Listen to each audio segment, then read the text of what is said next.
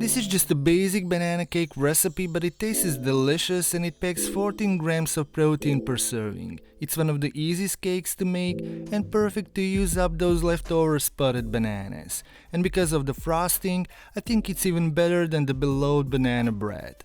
To get started, you'll need 4 medium-sized ripe bananas. They're the sweetest and will give your cake the best flavor and texture. Grab a fork or a potato masher and smoosh them up until they're nice and smooth. I like to measure them out 450 grams or about 2 cups so the cake doesn't get too wet if the bananas are larger. Next, in a cup, I'll mix together half cup of milk with 1 tablespoon of lemon juice. This homemade buttermilk will help activate the baking soda in the batter.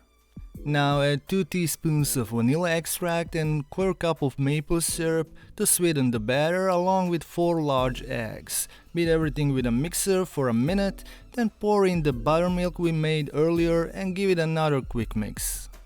Now in a separate bowl, add 2 cups of oat flour, 1 cup of spelt flour or whole wheat flour, 1 teaspoon of cinnamon, 1 teaspoon each of baking soda and baking powder, and half teaspoon of salt, and whisk everything to combine. Then pour the dry ingredients into the bowl with a wet mixture and lightly mix to combine. Just make sure you don't overmix it or your cake could turn out chewy. It comes together really fast, so let's get to baking. Pour the cake batter into the lined cake pan. I like to use this one, which measures 36 by 20 centimeters, about the same as the 13 by 9 inch baking pan. And for the final touch, sprinkle with half cup of almond flakes for some extra nutrition. Pop it into the oven at 350 F or 180 C and let it bake for about 35 minutes. But keep an eye on it because every oven is different and yours might bake a bit faster or a bit slower. Anyway, it should be baked but still moist on the inside.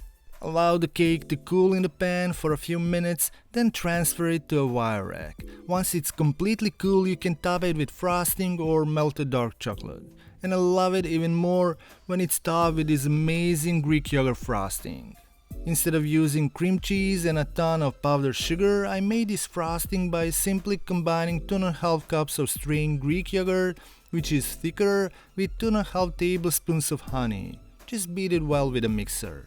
Now that the frosting is all whipped up, spread it over your cool cake. Then pop the whole thing in the fridge for about 30 minutes before serving. And just like that, you're ready to enjoy your amazing healthy dessert. I love this cake. It's soft, moist, and rich all at the same time. Plus, it has just a fraction of the calories compared to traditional banana cakes, so you can enjoy it any time of day.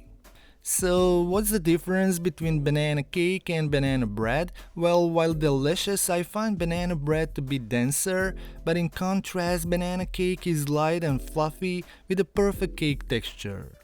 But if you want to skip the frosting and go for a plain version, I suggest you try out this banana bread. It's also one of my high protein recipes and it features a delicious peanut butter swirl on top. Check out that recipe now. Thanks for watching. Stay healthy, stay happy.